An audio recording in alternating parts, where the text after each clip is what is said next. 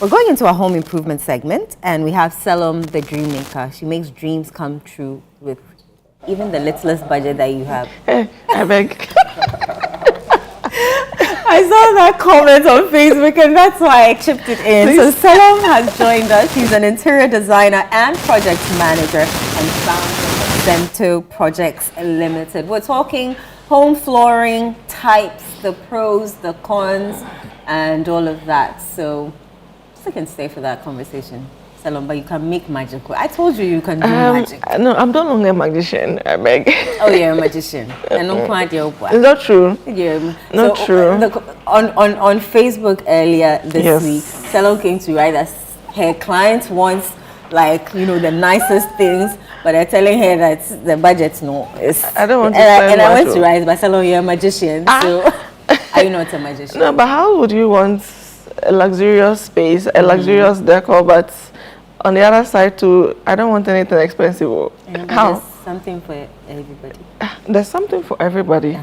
Yes, so those ones are not luxury. Don't if you want there, your budget should be there. You see, the thing is, there's something that you can find that may make it look luxurious, but it may not necessarily be that expensive. Don't discourage us. Don't discourage us, the up and coming. No, I know you have money. I know you can afford it. Don't worry. Calm down. I know you can afford it. Or better still, I know you are not that type of client. Yes, your taste matches your budget. You want expensive things? Yes, the budget is also there. So we're talking about flooring, home flooring. Yes. Why should we even think about, you know, I thought you just go into a shop, you get your tiles, and then you just go. Quite easy, right?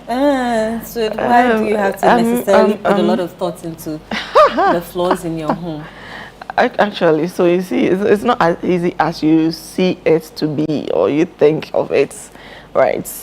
Flooring is one of the most expensive elements. Everything in home building is expensive. Yes, everything is expensive, but flooring actually one of the primary. When you talk about when you're finishing a home, the major costs most of the time, flooring is one of them.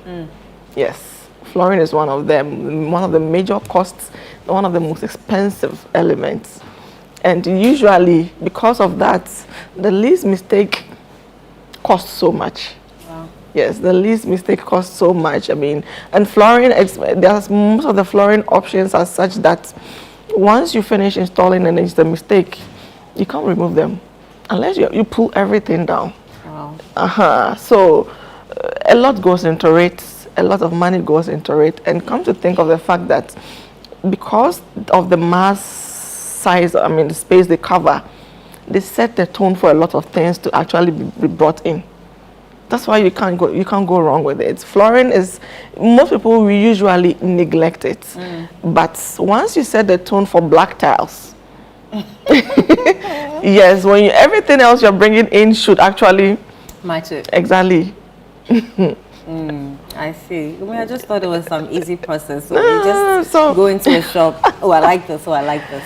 This will be for the bathroom. That's where the mistake comes in most of the time. You see, when most people go to the showroom, they see one sample of tile displayed like this on the wall. Oh, this is nice. This is nice. Without thinking of how it is going to play out after they've been put together. Right. Oh, so we have to think of all of that. Of course. I mean, this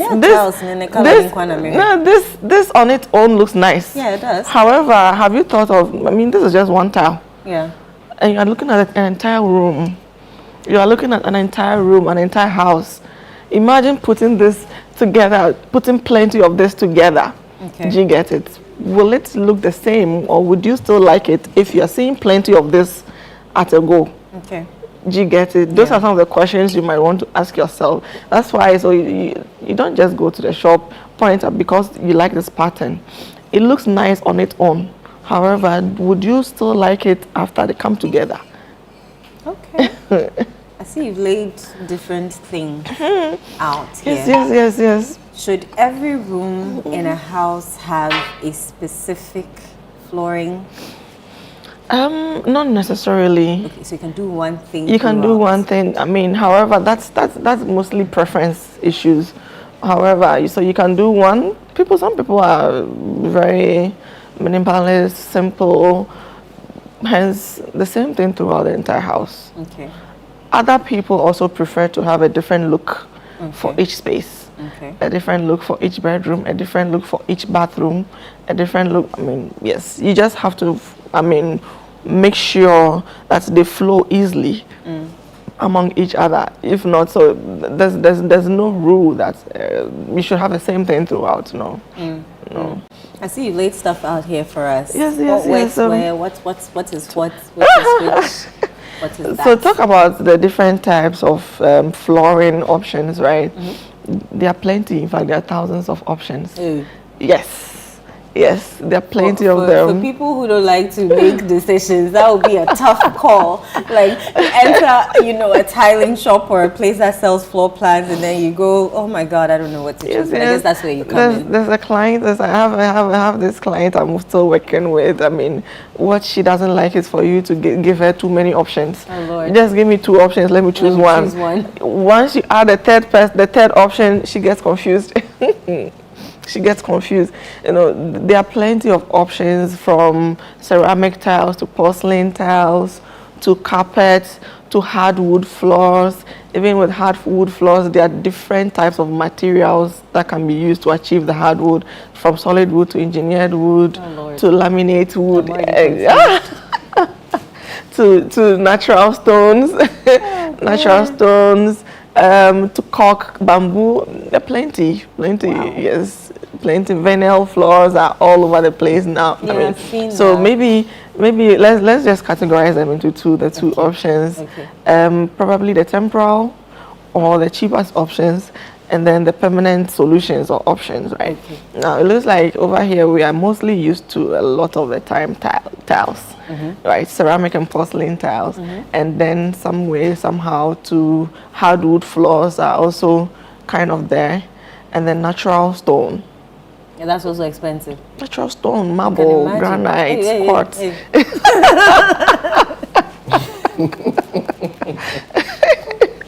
Why are you screaming? Because I've seen how they cut quartz and marble, and even without knowing the price, I can assume that it's a bit on the high side. Very, very. Right. I mean, these are also all the natural stone, porcelain and ceramic tiles, and then hardwood.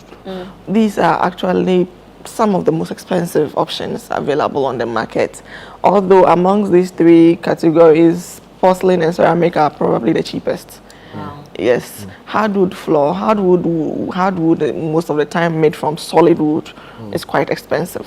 And this is usually for outdoor spaces or indoors? Both indoors and outdoors. I've not seen wood used outdoor before. There can be, except that. So one thing with wood, hardwood wood is, one, they're very expensive. They're very expensive. 2, it comes with some amount of maintenance, discipline. Exactly. Especially if it's outdoors. Exactly. Even indoors, you need that kind of discipline. Yeah. Yes, because hardwood, most of the time, production is another thing.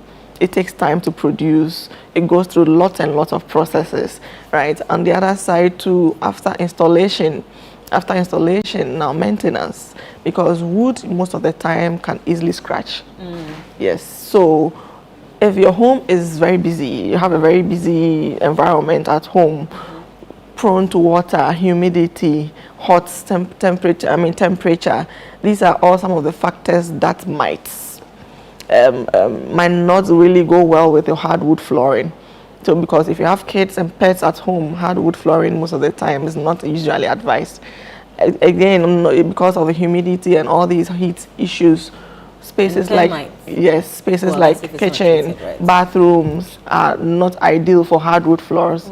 Yeah, so because of some of these issues, you have to be ready to either repolish them after every now and then because of the scratches. Okay. Yeah, so I mean the good thing with the hardwood is after the scratches, it doesn't mean it's destroyed.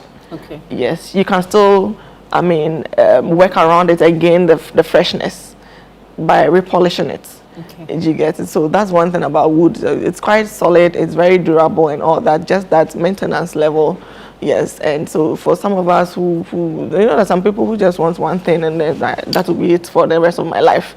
For such people, I wouldn't advise hardwood for years, unless you have that time or you are ready for that kind of commitment. Right. Yes, for that kind of commitment, then fine. Yeah. So take me through these things. They all look like tiles to me, but I'm sure there's a slight difference. There is. Okay. There is. So on the other side is we have ceramic tiles and then porcelain tiles. Okay. Right. Ceramic tiles and then porcelain tiles. These are two. They're both. They're both made from clay. Actually, they're both made from clay, except Shouldn't that be on the low side. Slightly because more you had affordable. because you Because had I had clay. clay. Clay is in abundance. Clay is an abundance, Yeah. yes, but the process. Okay. Yes, they're made slightly different actually. So the reason why you see most of the time the back should help us determine the difference, right? If you look at this and then look at that as well, and then look at this as well, Okay. right? So let's do a little demonstration. One on the other side is slightly expensive than the other, porcelain and ceramic. One is slightly expensive than the other. One is obviously a little durable than the other. One is also more porous. Yes, than the other. Most of the time because of the process. One is more dense than the other. You get it? So because of some of these issues, porcelain and ceramic, usually ceramic also seem to have quite a number of design options.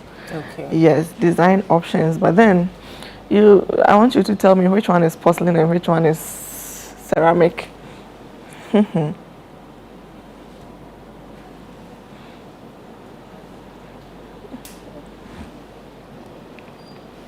This is clearly not ceramic. Yeah. This is ceramic How do you know? because the water is not drying up. This is porcelain, right? Which one? This.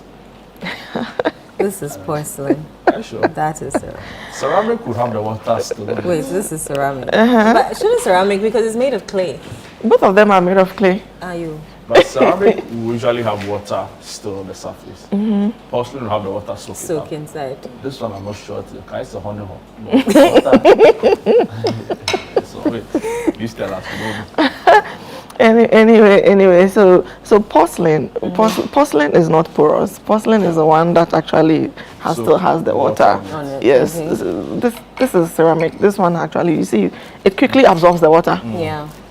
It quickly absorbs the water. Leave this for many hours as possible. You still come back and meet the water on it. Yes. There. So which one is more durable? Most of the time, the fact that this is absorbing the water means exactly one, it's going to actually get dense at a point. Two, sometimes it's going to leave the marks of the water on the surface in some instances. Yes, you get it. So if just like granite and quartz, right? They also have similar features. If you have stains on them, liquid stains like wine or whatever, yes, one would absorb it. The other one will still be on the surface. But you can go back and come back and wipe it, and it will go. The other one, once absorbs, after a while, most of the time, it will leave stains on the surface. Do you get it? So that is actually mostly the key difference between the two, ceramic and porcelain tiles. Yeah. What about this one? Okay. So this is carpet. This is a tile carpet, right? Now there are some of the other categories, like I mentioned, the temporal ones or maybe the cheapest options, but these days they're not as cheap as you would be expecting.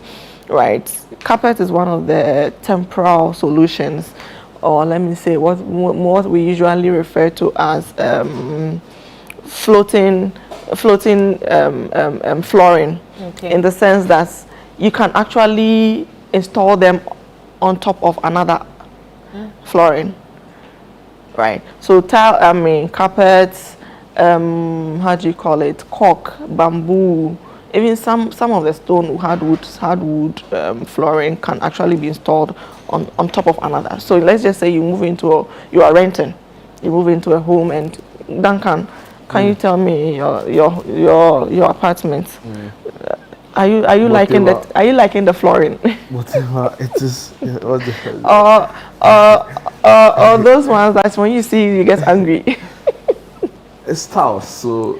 But you like the design. It's a blunt color, so I can't really call it. Okay. Okay. So you are lucky. You are lucky. In some instances, the tiles are there. You can't remove them. The color is not matching your Exactly. So do purple and violet styles. Oh.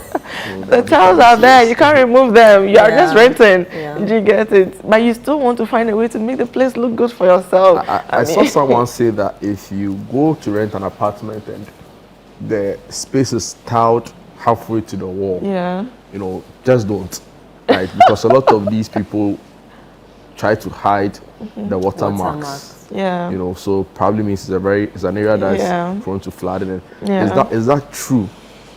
Do they use the porcelain to just try and hide the flooding marks? Sometimes, yes. In most instances, that's what happens.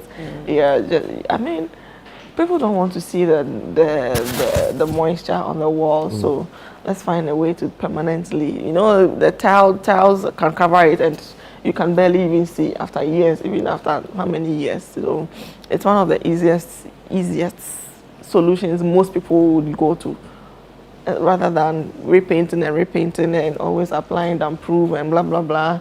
I mean, let's just tile it. Salam, I don't see terrazzo here. Is it an option? Terrazzo is still an option. I thought it's just that in trim, but they're newer. They are newer these days. So you see, these tiles, ceramic and porcelain tiles, are some of the easiest options that are coming to replace terrazzo and all these old designs. Right now, there are even tiles that mimic terrazzo patterns.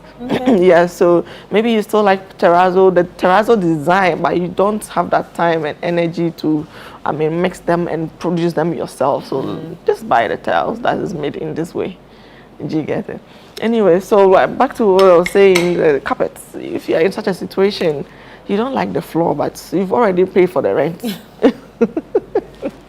And there's nothing you can do about it. Those are some of the easiest options. So that's why you have the vinyl floors, LVP floors. Carpet is one of them. This is actually carpet that you can install. So, you know, some of them are cut in the shape of a tile. Yeah. Yes. And then these ones are also cut in the shape of the vinyl tiles. So you can just lay them just like you want, just like you have all over. Pattern that you want. Exactly. Same. You know, there are some carpets that actually are end to end, just come as a cloth. You just spread them. And there's this type as well. Okay. There's this type as well. Most of the time, sometimes the thickness is what makes the difference. The thickness is what makes the difference. This is easy to install, actually. This is easy to install. Has quite a variety of design options, patterns to choose from. Yes, except that because of the wool, yes, water. Should not be your friend. So we'll have to finish this up, right? We'll come back. We'll continue. Yes, we'll definitely continue. It's a series. Yeah, amazing. Thank you so much for your time as always. Salam the Dream Maker.